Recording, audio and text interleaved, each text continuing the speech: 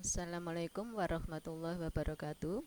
Anak-anak, kalau yang lalu kita bahas tentang peluang empirik ya, sekarang kita bahas tentang peluang teoritik. Kita awali dengan membahas tugas yang lalu. Bismillah. Berikut ini tabel yang menyatakan hasil percobaan penggelindingan sebuah dadu. Mata dadu 1 ada berapa frekuensinya? Ini masih ditanyakan ya. Mata 2 muncul sebanyak 5 kali. Mata 3 muncul 4 kali. Mata 4 muncul 4 kali. 5 3 kali dan mata 6 muncul 5 kali. Kemudian jika peluang empirik kemunculan mata dadu 1 adalah 3/24, berarti ini kita usahakan jumlahnya adalah 24. Berarti ini berapa isinya? Kalau ini 5, 8 ditambah 4, 12 tambah 4, 16 ditambah lagi 5 yaitu 21, berarti ini adalah 3 ya. Maka frekuensi seluruhnya adalah 24. Maka percobaan penggelindingan dadu tersebut dilakukan sebanyak berapa kali ya? Sebanyak frekuensi ini, jumlah frekuensinya adalah 24, berarti sebanyak 24 kali. Inilah jawaban tugas yang lalu ya. Kita lanjut. Kita mulai peluang teoritik. KD yang kita pelajari kalian bisa membaca pada buku pegangan siswa, sedangkan pengalaman belajar menganalisis keterkaitan antara peluang empirik dengan peluang teoritik. Ini mengingat kembali yang lalu menggunakan percobaan ya. Banyak pelemparan atau toss ini dilakukan 10 kali sampai 50 kali. Ternyata setelah diamati banyaknya gambar yang muncul seperti ini. Frekuensi relatif munculnya gambar kalian kemarin kan sudah 4/10, 11/20 dan seterusnya. Hasilnya seperti ini. Rata-rata frekuensi relatifnya ini dijumlah semuanya kemudian dibagi 5. Ternyata mendapatkan 0,496 mendekati 0,5. Ini kalau kita menggunakan percobaan. Inilah frekuensi relatif atau peluang empiriknya. Kita lanjut.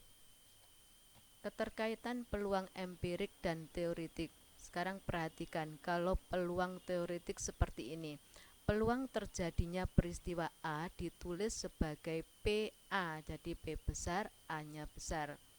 PA sama dengan NA dibagi NS.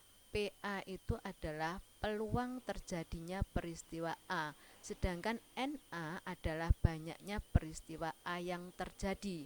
NS adalah banyaknya titik sampel. Contoh, peluang munculnya gambar pada pelemparan atau pengetosan sebuah uang koin adalah P gambar. Pada uang koin ada berapa titik sampel? Ada 2 kan? Kemungkinan gambar, kemungkinan angka. Jadi ada 2 titik sampel. Sedangkan permukaan gambar kan hanya 1. Berarti peluangnya adalah 1 per titik sampelnya adalah 2. 1/2. Ya, 1/2 atau setengah. Atau kalau ditulis desimal adalah 0,5. Kesimpulan, semakin banyak kita melakukan percobaan maka nilai peluangnya mendekati peluang teoritik. Jadi ini peluang teoritik. Ternyata hasilnya sama atau hampir sama dengan peluang empirik. Empirik itu percobaan ya. Kita lanjut.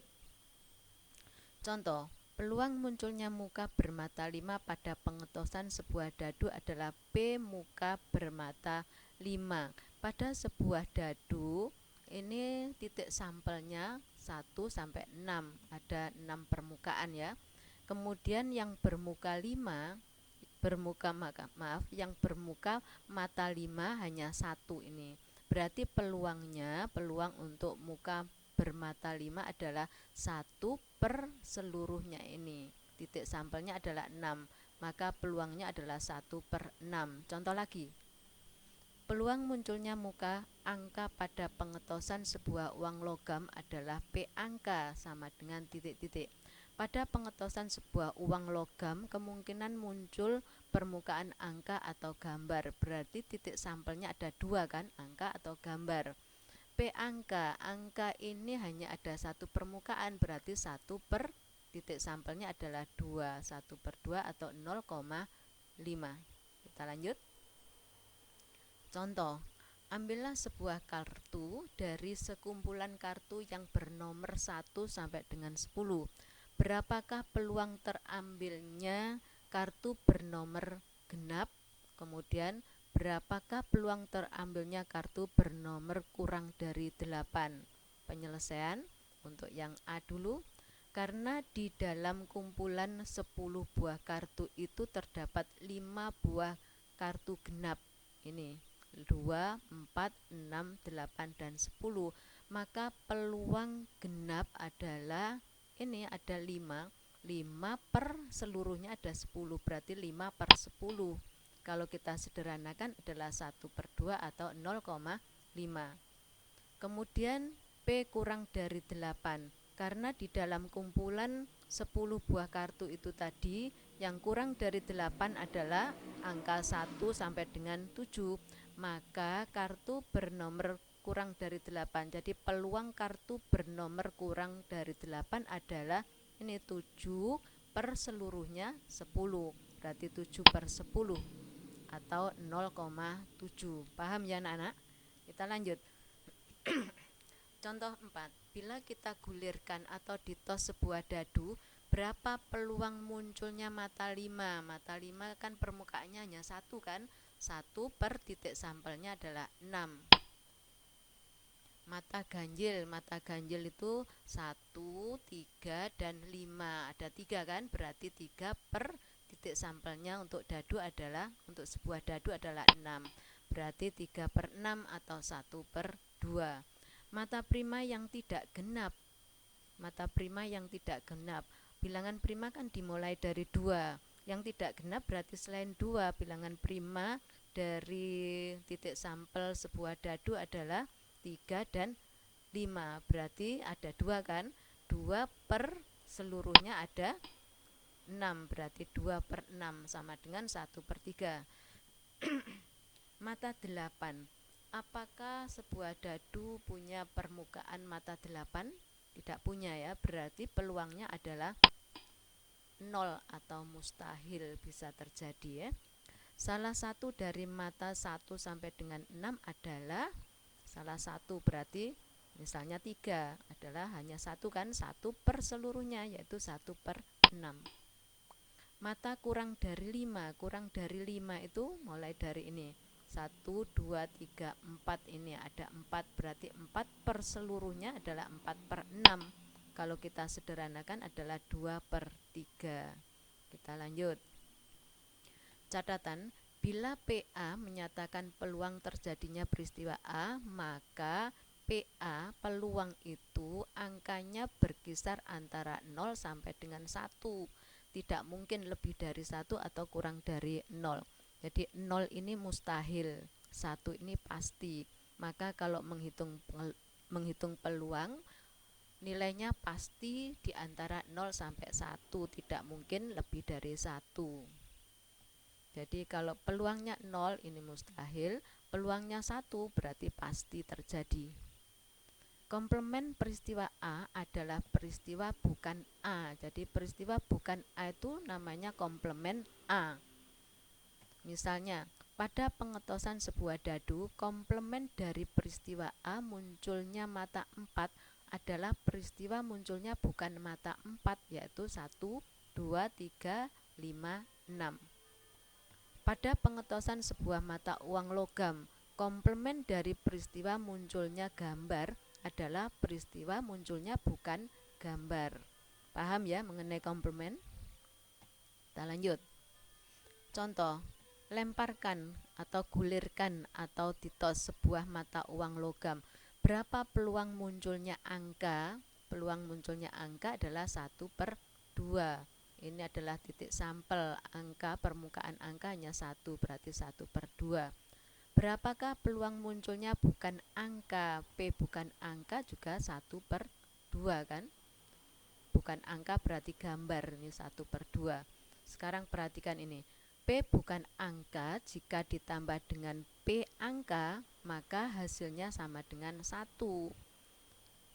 P bukan angka sama dengan 1 dikurangi P angka. Jadi kita gunakan aljabar ya.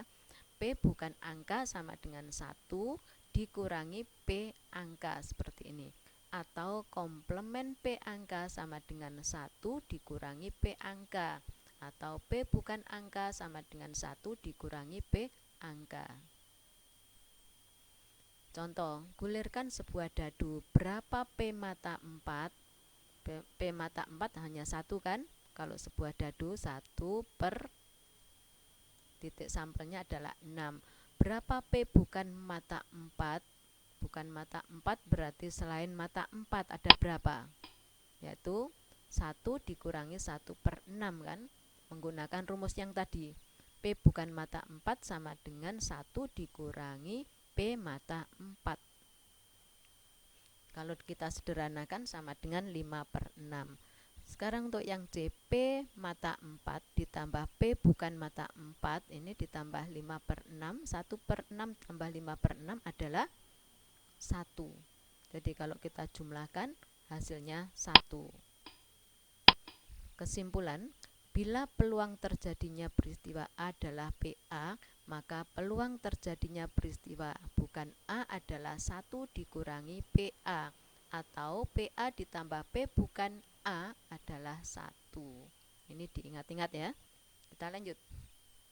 2 buah dadu digulirkan bersama-sama dengan menggunakan pengertian komplement suatu peristiwa. Hitunglah peluang munculnya jumlah mata kedua dadu yang A bukan jumlah 4, B bukan jumlah 8, C jumlah lebih dari 3.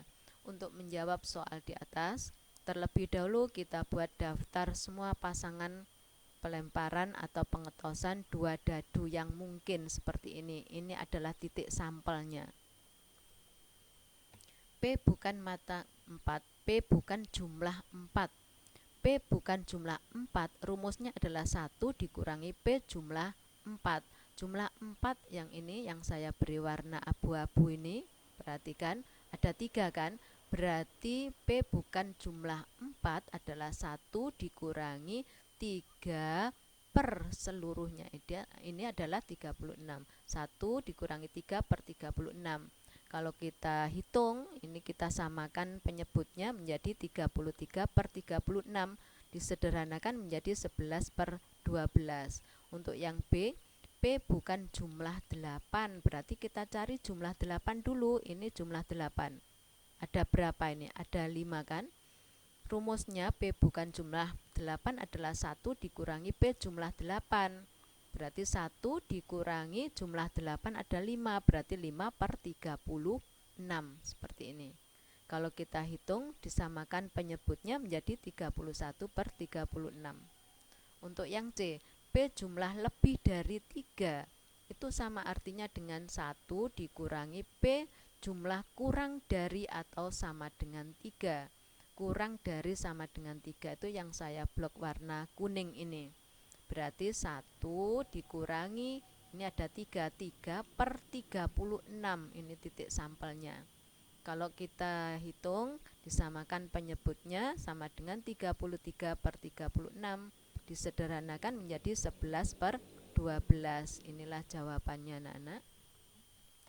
Frekuensi harapan. Frekuensi harapan itu sama dengan peluang dari hasil tersebut kali banyaknya percobaan dari suatu hasil. Contoh, pada pengetosan sebuah uang koin sebanyak 200 kali, maka frekuensi harapan munculnya gambar adalah titik-titik.